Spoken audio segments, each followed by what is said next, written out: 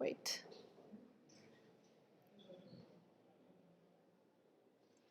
Okay, thank you everyone for coming to today's weekly seminar.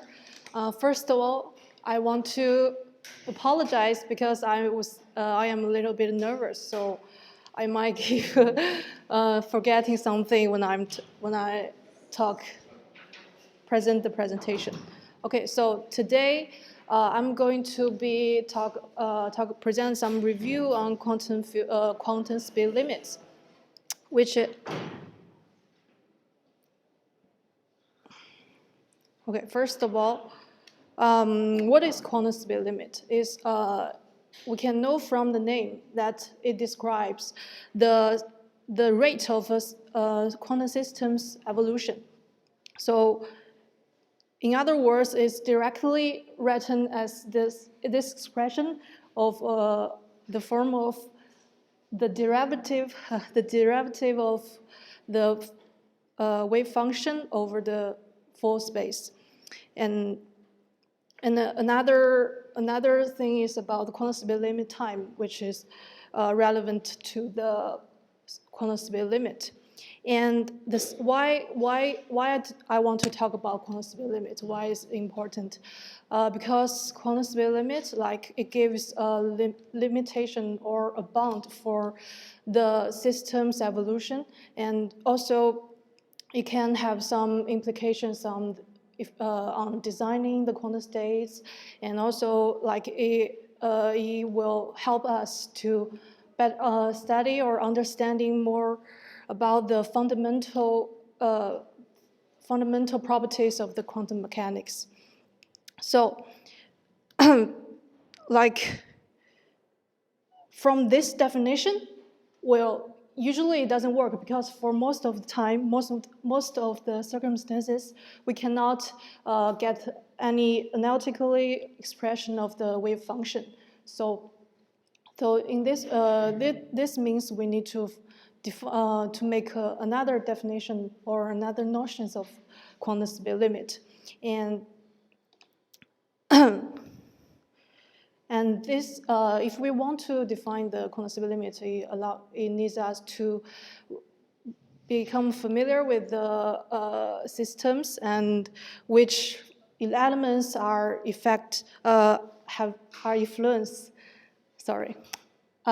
affects the system most. So, but in quantum physics, there has so many different systems, which means like every system has its own elements, so influence elements. So this means we need to, for each quantum systems, we need to define different notions of quantum speed limit. So today I will be,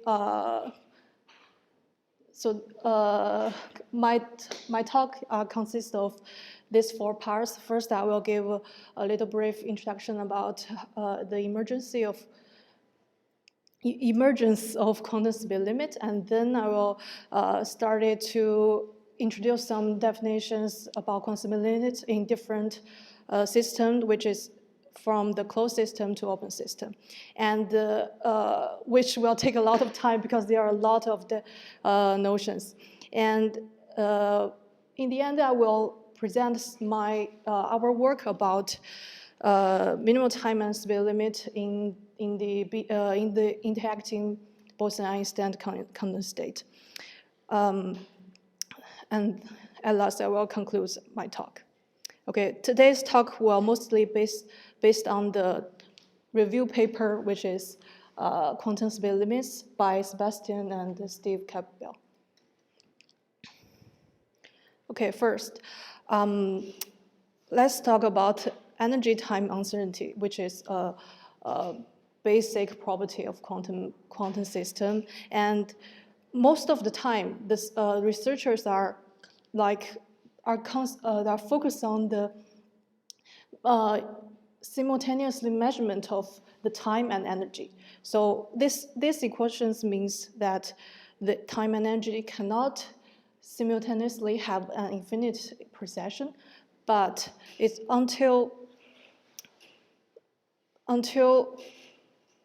Mandelstam and Tam, they realized that this equation is not about the uncertainty. It's about the time specifically. It's about the intrinsic time scale of the quantum system.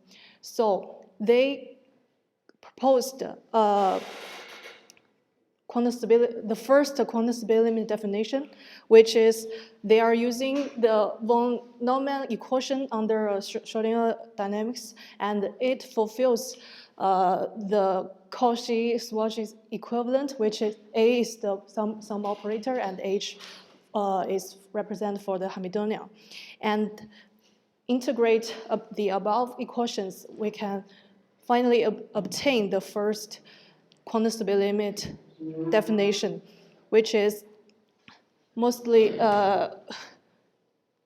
determined by the variance of the Hamiltonian. But this expression caused a lot of trouble because the variance of Hamiltonian is actually a very unreasonable measurement, because some of the time the variance can be super small. So this leads to Margulis and Levantine. They propose another definitions about of quantum stability limit, which is they are estimating the real part of the S represent for the overlap from between the initial state and the final state, and the state is expanded in the energy eigenstate. So here on the right, the real part, we can use some equivalent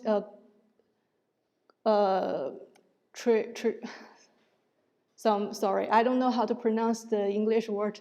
In trigonometry, sorry, just forgot it. Some inequality, yes, in trigonometry, and we can then derive as the last expression, and this especially for two orthogonal states, and the imaginary part disappear and the real part also equals to 0. So this leads to a second definition of quantum stability limit, which is defined by the average energy. So the second definition, which actually avoid the difficulties of measure the variance of Hamiltonian, but it also caused another problem, which is now the two definitions are individually and they are both correct. So the quantum stability limit, we have two options, which is written in this equation, but both of them still have some limitations. First off, they are proven in this paper that the unified bond is very tight, and also these two definitions are only obtained if the states are the superposition of the ground state and the first excited state. And also these two expressions are only for orthogonal states and not for the mixed state. So in order to overcome the limitations, so we want to generalize our definition, quantum stability limit definition, to arbitrary angles or any driven dynamics. And first come to our mind is to introduce the statistical distance of two states, which is described by the Bruce angle. And for the pure state, the overlap of two states is just the inner product of the two states, and for the mixed states we cannot express as an inner product. So it was proven by Ogham, and he realized that the overlap can be is related to the square root of the fidelity, which makes sense because fidelity itself is a measure of closeness between two states. So this after defining the Bruce angle, this gives us intuitively direction about the speed, which is just a derivative of the Bruce angle, and also the quantum speed limited time, which is expressed by 1 over the average speed. So in this circumstances, well, which is if we want to give the, sorry, I will just use MT for the first definition of quantum speed limit and ML for the second, for convenience. So this is very easy to obtain for the MT type like definition of quantum speed limit, but the difficult part is for the ML definition, which is described by the average energy, and this cannot be derived analytically. Just so the researchers only can prove that numerically this fulfill the speed limit, but we can still compare the two definitions between the original bound and also the new bound for arbitrary angles, which is we can see that for orthogonal states, the pi/2 here describe the states are orthogonal, and here the Bruce angle is correspond to the pi/2, which is if the two states are orthogonal, the Bruce angle also equals to pi/2. So this also makes sense. And before, so for now we have discussed about like time-independent Hamiltonian, which means sorry. For now we have described time-independent Hamiltonian for the quantum speed limit, and it shows that even with independent non-driven Hamiltonian, we still can get a quantum speed limit. So this implies that if we apply a driven Hamiltonian, this will definitely to reach the quantum speed limit point. I don't know if I say this correct or clearly, but this is proven firstly by Knapp in the context of optimal control, which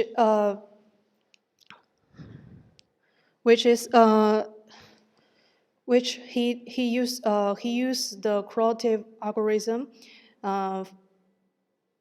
Sorry, and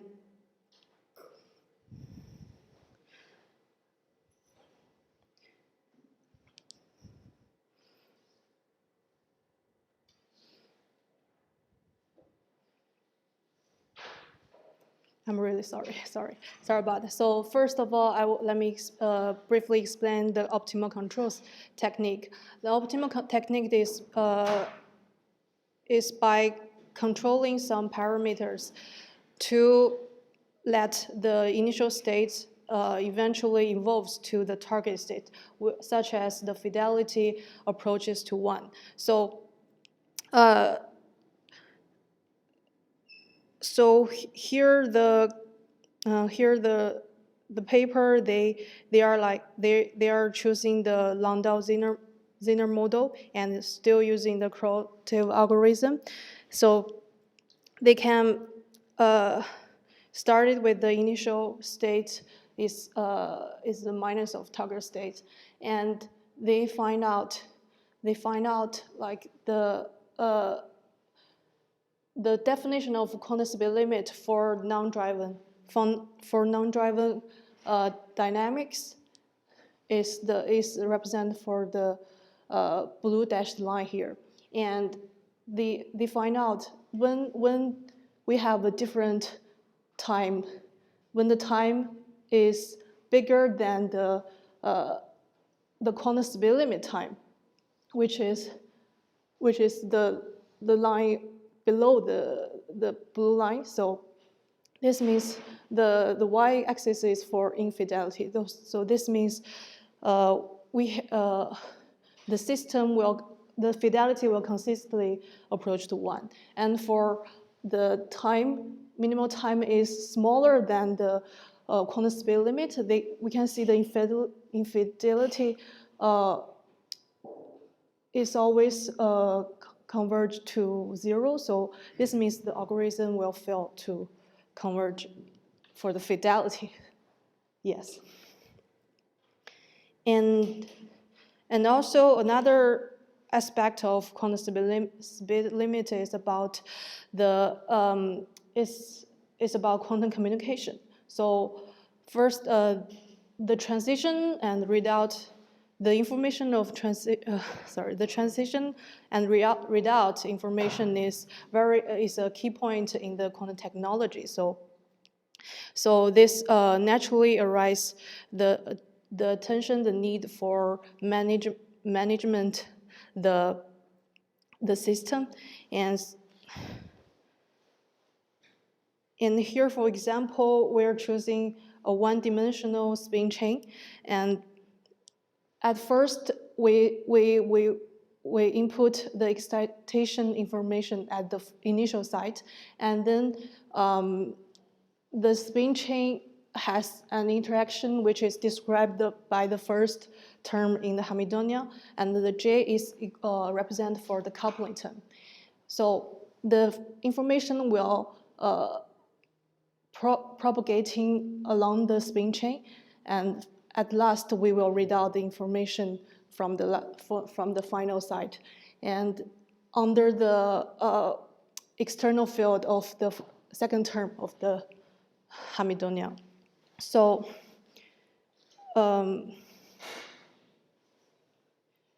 so they find out that the speed limit time between the two qubits is exactly equals to has relation to the coupling term, and this time is precisely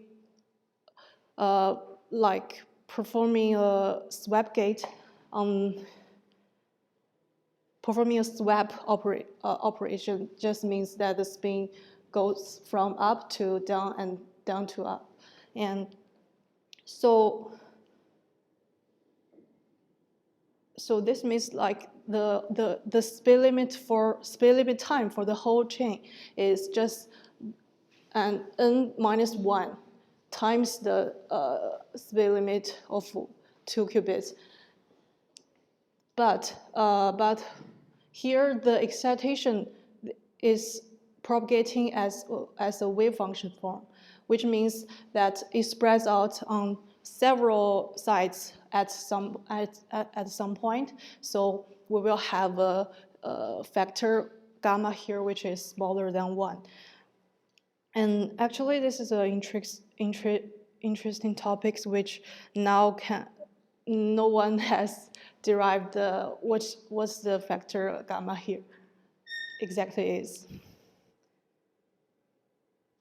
So from this expression, we can see that the coupling term G, when the interaction is large, they will lead to a fast communication process. And now, yes. The large T, yes. So the small t quantum speed limit T is represented for the time between for two, yes, and the large T is for everybody. Yes, the large T is for the whole chain, It's just the numbers of the duration here, and the time is also a factor gamma here. And now we want to, so for now we have discussed about the closed system, enclosed system. Yes. Sorry, can you say it?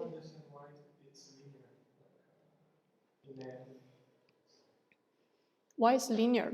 I suppose it depends on the interactions. Yes. For this kind of interaction, it could be linear, but if you change Yes. the class of interactions, I suppose. Yeah, so our example is a very simple example, just a one-dimensional spin chain. So this makes sense. Very simple. You, like, define the value of gamma not even for like small systems. You mean like if just for two spin here is the gamma is just equals to 1. So but for now, like there's no one defined gamma. But if you have like two spins and they interact, Yes, yes. then the quantum speed limit for the two of them is just the same as.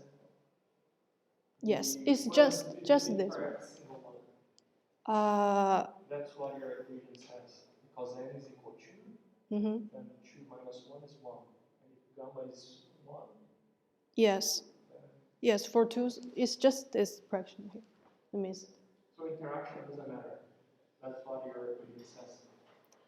In this case, let's say the two systems. Why it doesn't matter? Because the expression is contained of the coupling term J. So yeah, even so for. Because the thing is, like, quantum speed limit is a measure, as you explained, like it's a replacement for energy. Yes. Time uncertainty. Yes. Relations, because the problem is basically this is not well defined in quantum mechanics. Yes. Because you can define an energy operator. Yes. Canonical quantization, but you cannot define a time operator. So yes. It's not possible to define time energy yes. relation. Okay, so the whole point of defining quantum speed limit time is to make, is trying to make time as the as an operator in quantum mechanics systems. So that's why they are just concentrating on the time. But I disagree. Like I feel like the goal is to precisely the opposite. To not think about time as an operator, because this is still an open line of research to define a time operator. But this is totally unconventional. So I feel like the goal of like speed limits is to really understand time as a parameter and define a concept which would be similar to time uncertainty relation, which would encompass this kind of time rate. And that's why you define through the through the overlap of the states, because it says how quickly you go from one situation to another, which you could perfectly distinguish from quantum measurements, right? Because they are orthogonal. Yes, yes. Then you can perfectly distinguish them. Yes. So I don't understand why when you have like two qubits interacting, this time doesn't change. But we can discuss this later on. But that's I think this is like a transport problem. It's a what? Transport problem. You see, I think the figure it seems like okay.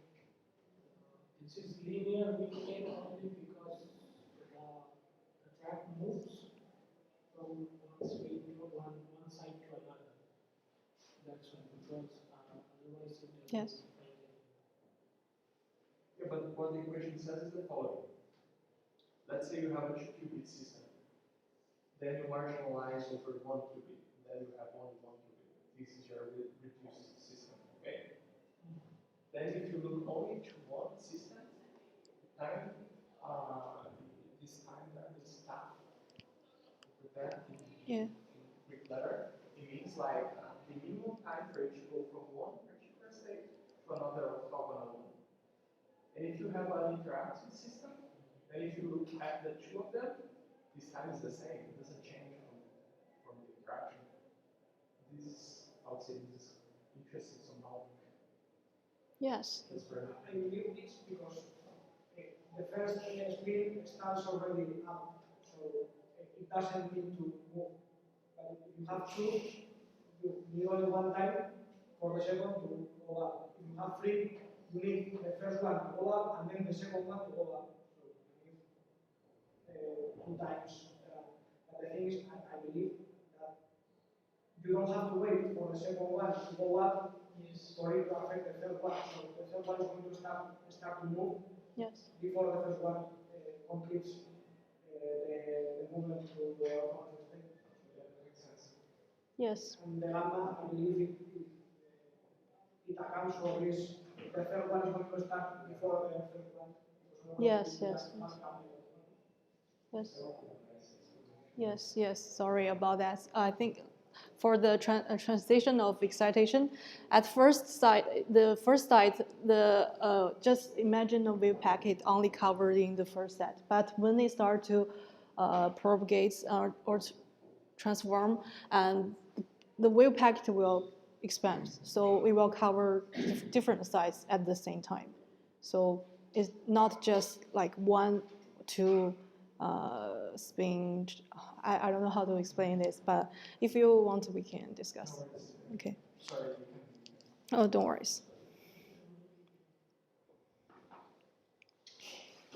Okay, so now we have discussed about the speed limits for arbitrary angles in closed system. Now we want to, in order to generalize to the open system, here we will perform, we will no longer focus on the,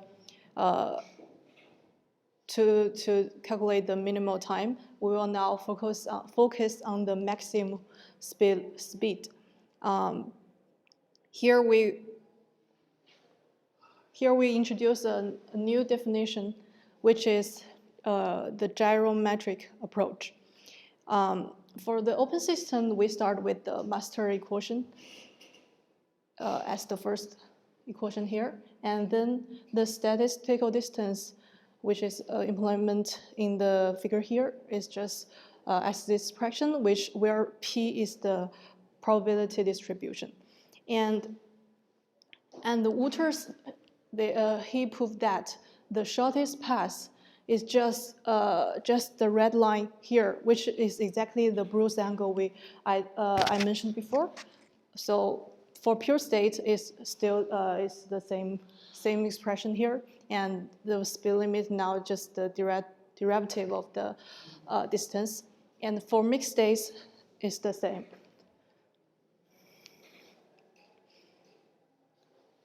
So now we want to derive the exactly definition of quantum speed limits in gyrometric open system. So if we start with the initial state in pure state, and the final state is a mixed state. So the Bruce angle can be described as the first expression here. And if we take the derivative onto both sides, we will get the second expression. Yes, and the trace of this two operator L and the density metric has some inequality, so it can be is smaller than the single value, which is expressed as here. The single value is just represented for the eigenstate of these two operator. So, and the single value is a monotonic decreasing.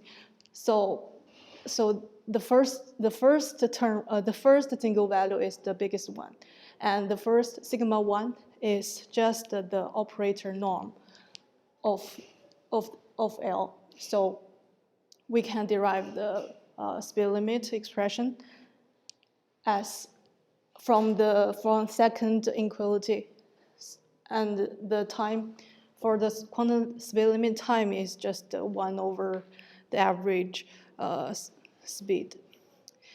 So this is the MT type bond, and for the ML type bond, Well, now we will use the inequality of Cauchy and Schwarz. So here we can write the trace of the two operators as the trace of one operator times together.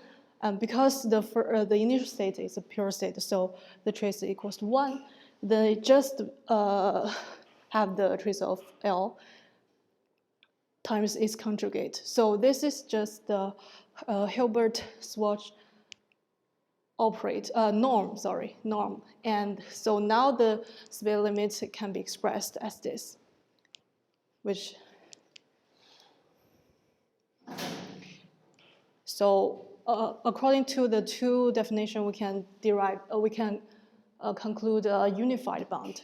And first of all, since the operator norm is only the first single value, which is definitely smaller than all the sum of the single values, which is the trace norm. So the Spin limit, it could be written as this three definition, which is described by the operator norm, the Hilbert-Schwarz norm, and also the trace norm. And yes, so we have this norm inequality expression, and this expression, it shows us that the operator norm will represent for the MT type bond, which the ML type bond, which is the sharpest bond, the tightest bond, and the Hilbert-Schwarz norm represent for the MT type bond, and is larger than the operator norm. So it means like computationally cheapest. So it's a more practical bond. And the author also defined the Spin limit in non-Markovian dynamics, which means at this time the environment has some influence on the system. So he is working with the Dimed Janisch-Cummings model, and the expression is how he derived the whole definition is really long, so I won't present here. But we will see he gives the numerical relation between the coupling strength in the Janisch-Cummings model and also the frequency of two-level system. We can see in the first graph that the coupling strength increases and the minimal time, the Spin limit time decreases. And for the second term, we can see that when the gamma 0 is increased, we can see the relation is not monotonic decreasing. So this green dashed line here shows that it just shows that this is a non-Markovian properties.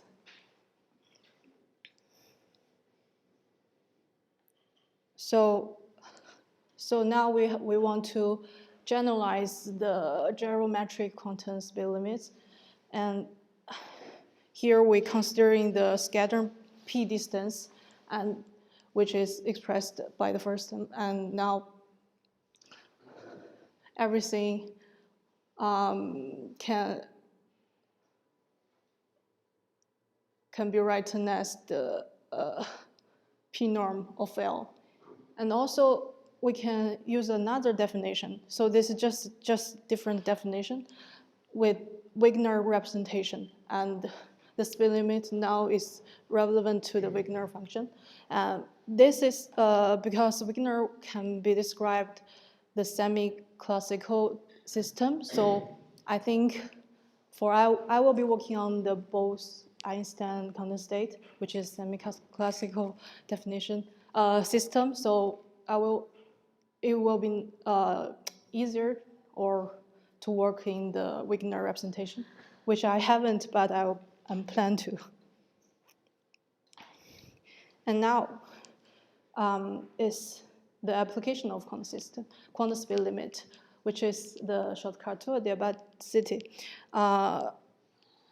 She already in 2010, he already using some inverse engineering or optimal control techniques to derive the minimal time, the expression of minimal time, which is relevant to the average energy and also the frequency of the harmonic oscillator. And he used this expression can derive the minimal time relation between minimal time and also the energy. This will use the scaling of quantum refrigerator of the efficiency, like thermodynamic cycles or something, but we haven't done yet. So now I'm going to my work, and my work is about studying the quantum speed limit and also the minimum time for the Bose-Einstein condensate in an interacting system. So the minimum time I will use quantum optimal control, which is band control, to derive the minimal time. And the quantum speed limit, I will just use the ML bound, this expression here. So for my band control, I get the minimal time has relations with the interacting term G here, which means it means like at some point the interacting increase the minimal time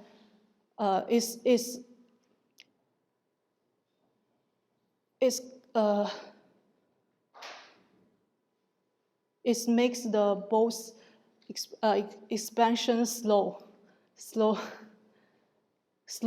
So, however, when I use the ML bound to calculate the quantum speed limit, I will find that this two figure doesn't match. So for now, I was looking for the reason for that, and I think it's because of the bound. For the minimal time, I use the band control. The bounds for band control is controlling the frequency of the harmonic oscillator.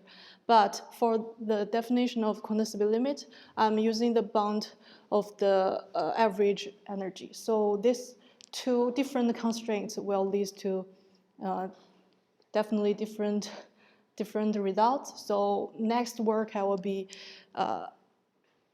using band control to constrain on the energy.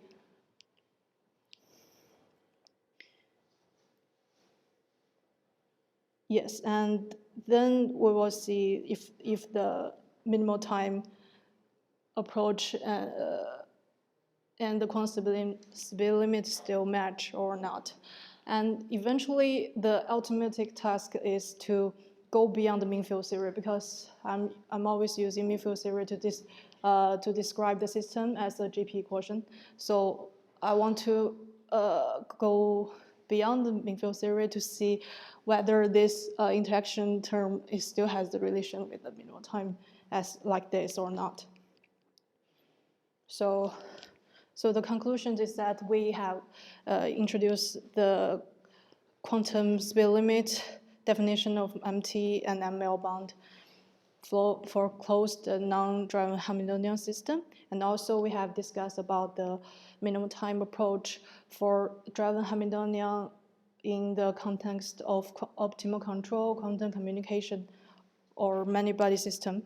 No, the spin one-dimensional spin chain is technically a many-body system. And then we go to the open system to present the definition of geometric speed limit, and we eventually generalize the universal geometric speed limit. And in the end, I have presented some of my preliminary work. So that's it. Thank you so much. Thank you for your time. I'm really sorry for the nervousness.